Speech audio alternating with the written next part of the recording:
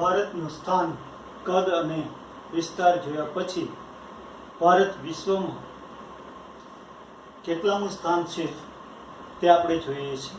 તો ભારત કરતાં વિસ્તારની દ્રષ્ટિએ 6 દેશો સૌથી મોટા છે, જેમાં રશિયા, ચીન, અમેરિકા, કેનેડા, બ્રાઝિલ અને ઓસ્ટ્રેલિયાનો સમાવેશ થાય છે. એટલે વિસ્તારની દ્રષ્ટિએ, ભૂમિભાગના દ્રષ્ટિએ ભારત વિશ્વમાં 7મા ક્રમે આવે છે. ભારતના પાડોશી દેશો અને દ્વીપકલ્પીય વિસ્તારો આપણે જોયા. હવે આપણે જોઈએ છીએ ભારત ભૌગોલિક દ્રષ્ટિએ મહત્વનું સ્થાન કેમ મહત્વનું છે. તો તેના આધારે આપણે જોઈએ, પહેલી બાબત તો એ કે પ્રાચીન સમયમાં ભારત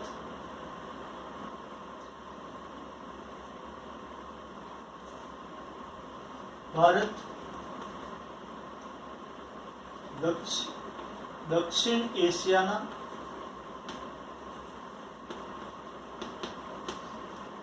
મધ્યમાં હિન્દ મહાસાગરના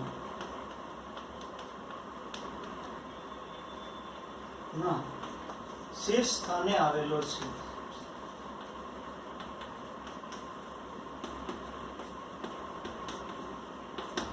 એટલે કે ભારત હિન્દ મહાસાગર છે એ અરબી સમુદ્ર, બંગાળાની ખાડી, આ ત્રણનો મેળાપ કન્યાકુમારી પાસે થાય છે.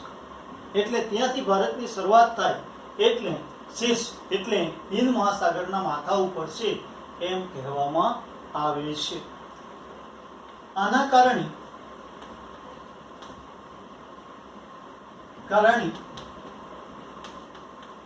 પ્રાચીન સમયથી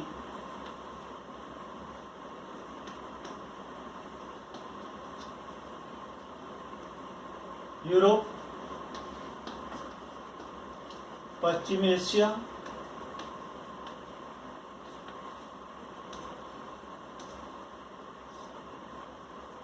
અને પૂર્વ આફ્રિકાના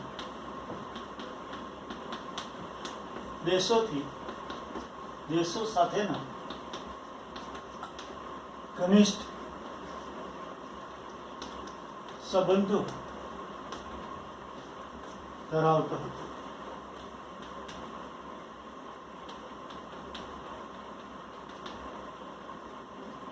ઈસવીસન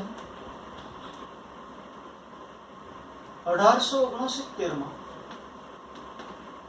સુએઝ નહેરનું નિર્માણ થયું. સુએઝ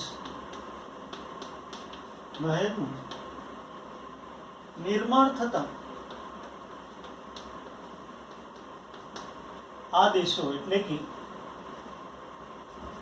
નિર્માણ થતાં યુરોપ, અમેરિકા,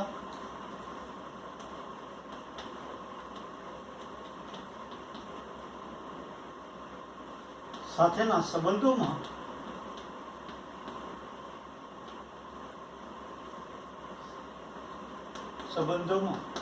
અનેક ગણો વધારો થયો.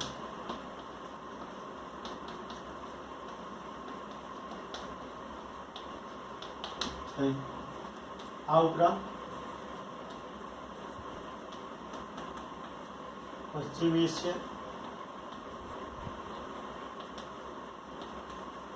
એશિયા, યુરોપ, આફ્રિકા, પૂર્વ એશિયા,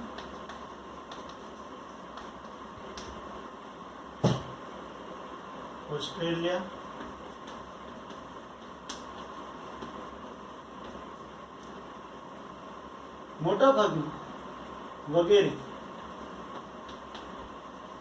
મોટાભાગના દેશો સાથેના જળમાર્ગો અને હવાઈ માર્ગો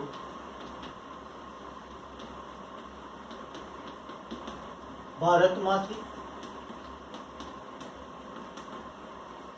કે ભારત નજીકથી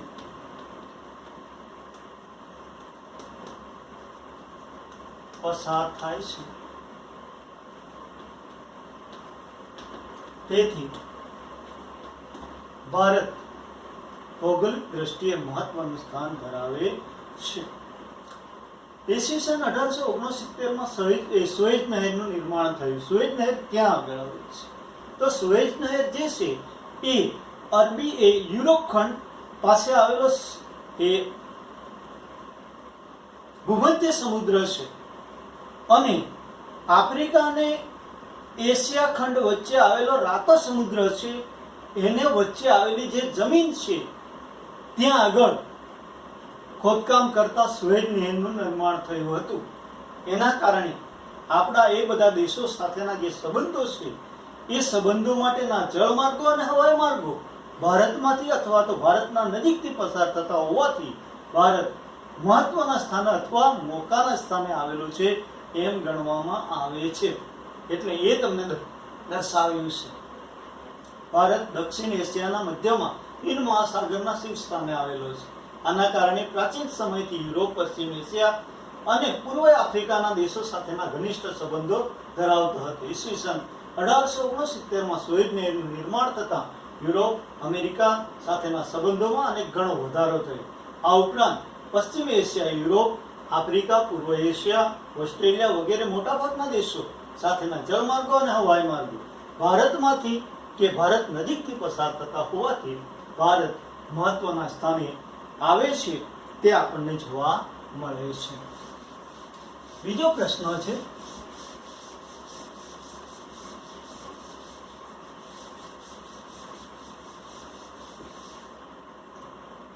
ભારતનો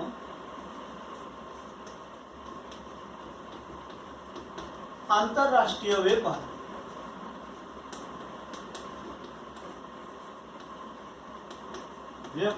સરળ બન્યો છે.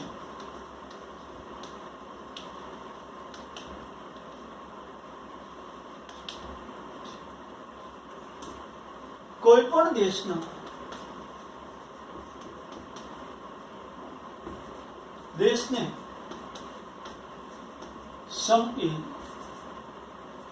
દેશને દરિયા કિનારો મળ્યો હોય તે દેશને આંતરરાષ્ટ્રીય વેપાર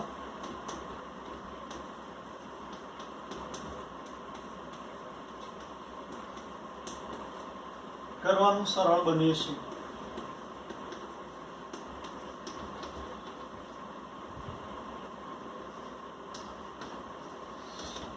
ભારત નો દરિયા કિનારો 7,500 કિલોમીટર છે, જ્યારે ગુજરાતનો 1,600 કિલોમીટર છે.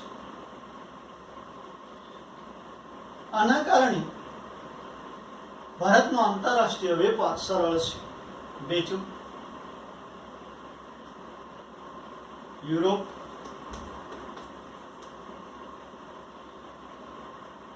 પશ્ચિમ એશિયા,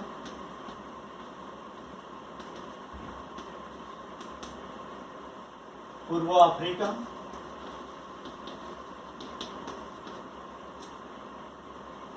સાથે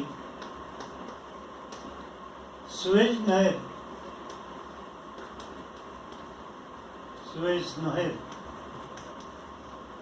થી આપણે જોડાયેલા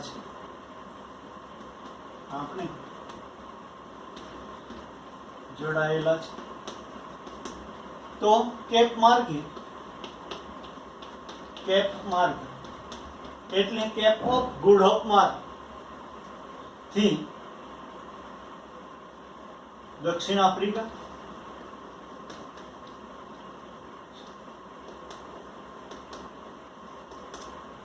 દક્ષિણ અમેરિકા,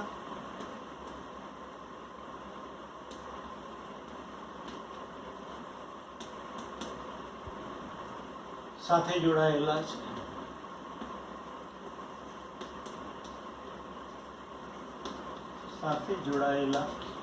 છે. તો બીજી બાજુ પૂર્વ એશિયા, ઓસ્ટ્રેલિયા,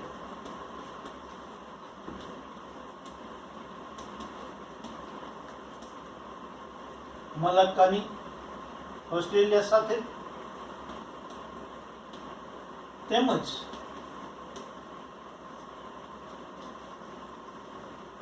મલક્કાની સમુદ્ર ધુનીથી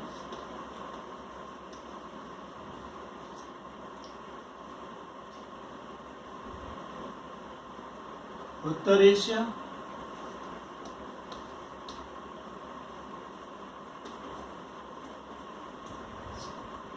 પેસિફિક મહાસાગર થઈ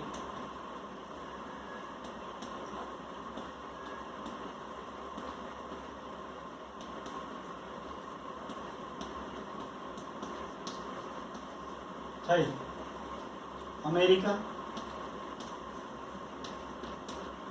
કેનેડા અને કેનેડા સાથે સંબંધો, વેપાર થાય છે.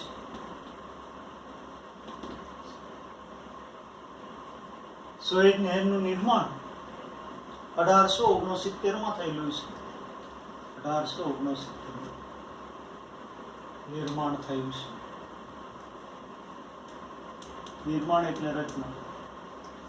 આ જે છે એના કારણે આ બધા દેશો સાથેના જે વેપાર છે આપણો થાય છે, આ પ્રક્રિયાથી આપણો વેપાર, આંતરરાષ્ટ્રીય વેપાર સરળ છે. એના કારણે ભારતનો આંતરરાષ્ટ્રીય વેપાર ઘણો સરળ છે એમ કહી શકાય છે. એટલે તે આપણને જોવા મળે છે. ફરી ભારતનો આંતરરાષ્ટ્રીય વેપાર સરળ બન્યો છે કારણ કે કોઈ પણ દેશને દરિયા કિનારો પ્રાપ્ત થવા મળ્યો હોય તે દેશને આંતરરાષ્ટ્રીય વેપાર કરવાનો સરળ બને.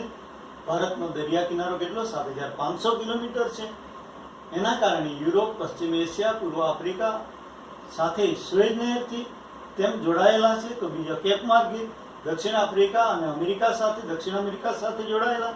બીજી બાજુ પૂર્વ એશિયા, ઓસ્ટ્રેલિયા તેમજ મલક્કાની સમુદ્રથી એશિયા, એ ઉત્તર એશિયા, પેસિફિક મહાસાગર થઈ અમેરિકા, કેનેડા સાથે વેપાર સાથે જોડાયેલા છે. આ બધા દેશો, મોટાભાગના દેશો સાથેનો આપણો વેપાર આ સમુદ્ર માર્ગે થતો હોવાથી આપણો આંતરરાષ્ટ્રીય વેપાર સરળ બન્યો છે એમ કહેવાય.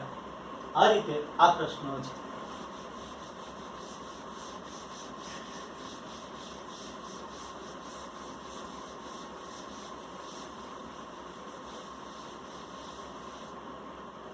ત્યાર પછી ભૂપૃષ્ઠની રચના જોઈએ છે.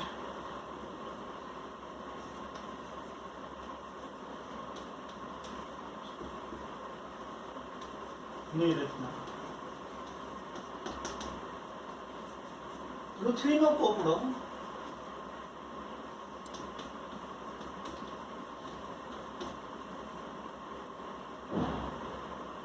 એસ્થેનોસ્ફિયર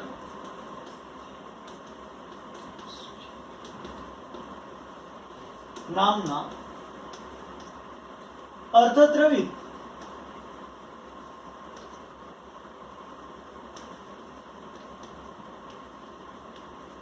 ખડકો ઉપર તરી રહ્યો છે.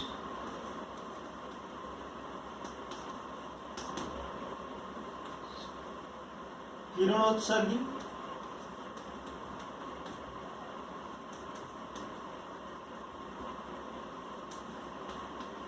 ક્ષયના કારણે પેટાળમાં ગરમી ઉત્પન્ન થાય છે.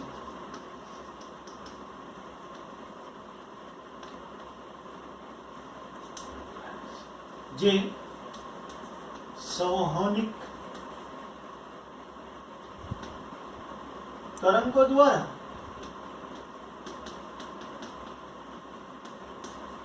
ઉપર આવવા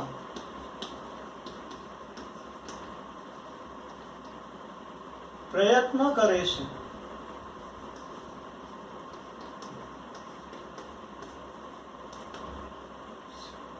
એના દબાણથી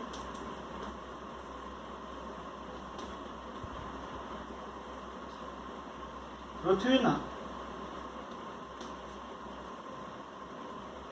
અનેક નાના મોટા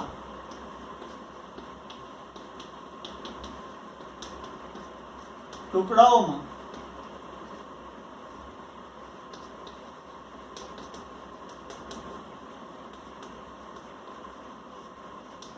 વિભાજિત થાય છે. તેને ભૂસંચલનને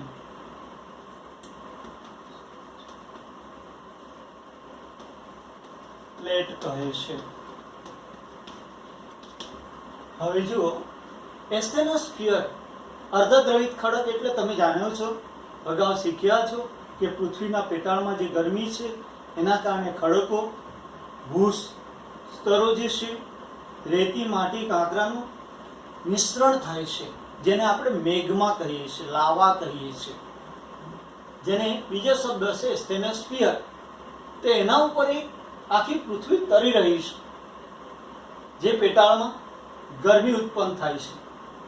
કહ્યું તો કિરણોત્સર્ગી ક્ષયના કારણે ગરમી ઉત્પન્ન થાય છે, અને એ ગરમી સૌનિક તરંગોથી ઉપર આવવા પ્રયત્ન કરે, એના કારણે દબાણ થાય અને તેથી પૃથ્વી ફાટે અને એના કારણે અનેક નાના મોટા ટુકડાઓનું વિભાજિત થાય. એ વિભાજિત થયેલા નાના મોટા ટુકડાઓને આપણે ભૂસંચલન પ્લેટ તરીકે ઓળખીએ છીએ. સંકલ્પના તરીકે પણ આવશે તો આ જ લખવાની થશે. એટલે એ રીતે આવી પૃથ્વી ઉપર 7 પ્લેટો છે.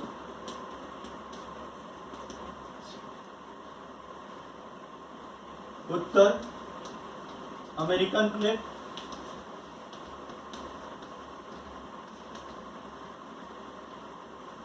દક્ષિણ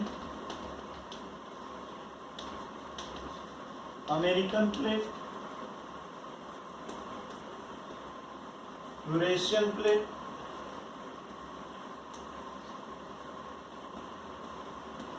African plate, Australian plate,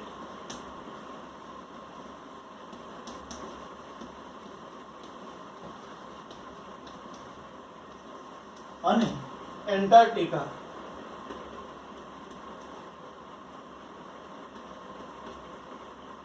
Antarctica plate. આમ 7 પ્લેટો છે. આ પ્લેટો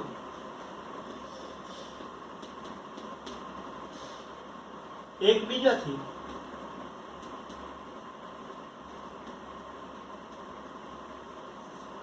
દૂર જાય તેને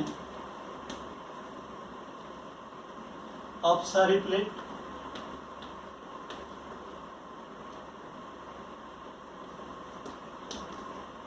કહે છે.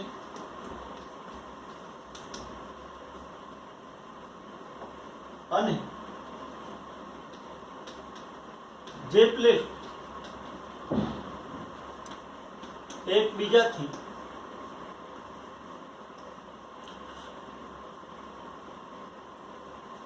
નજીક આવે તેને અભિસારી પ્લેટ,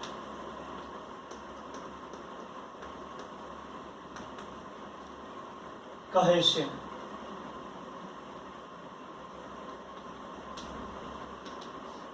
જ્યારે કેટલીક પ્લેટો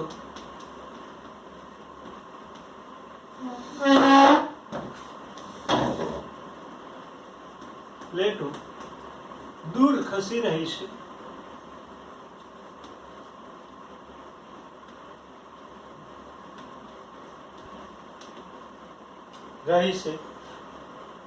તેથી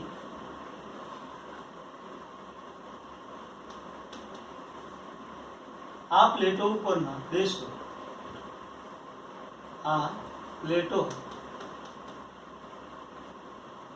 ઉપરના દેશો કે ભૂમિભાગો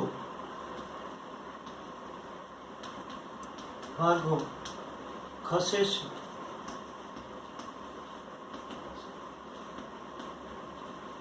તેને રૂપાંતરિત પ્લેટ કહે છે.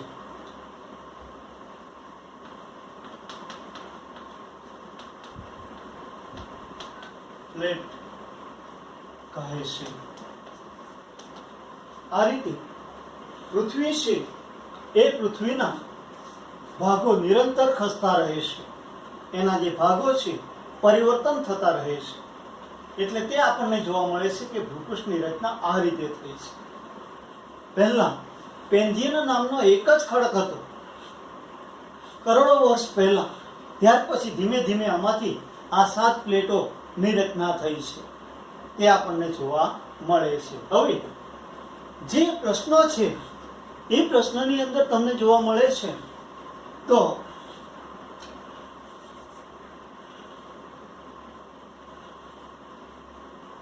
અપસારી, અભિસારી, રૂપાંતરિત પ્લેટ અને આ જે તમને આપવામાં આવ્યું છે ભૂસંચયન પ્લેટ, એની સંકલ્પનાઓ કઈ થાય? સંકલ્પનાઓ આ સાથે જોવાનું રહે છે. તો પહેલી સંકલ્પના છે ભૂસંચયન પ્લેટ. તો પૃથ્વીનો પોપડો સ્ટેનોસ્ફિયર નામના અર્ધદ્રવિત ખડક ઉપર તરી રહ્યો છે. કિરણોત્સર્ગી ક્ષયના કારણે પેટાળમાં ગરમી ઉત્પન્ન થાય છે, જે સંવહનિક તરંગો દ્વારા ઉપર આવવા પ્રયત્ન કરે. એના દબાણથી જે પૃથ્વીના અનેક નાના મોટા ટુકડાઓમાં વિભાજિત થાય છે, એ ટુકડાઓને ભૂસંચલન પ્લેટ તરીકે ઓળખવામાં આવે છે.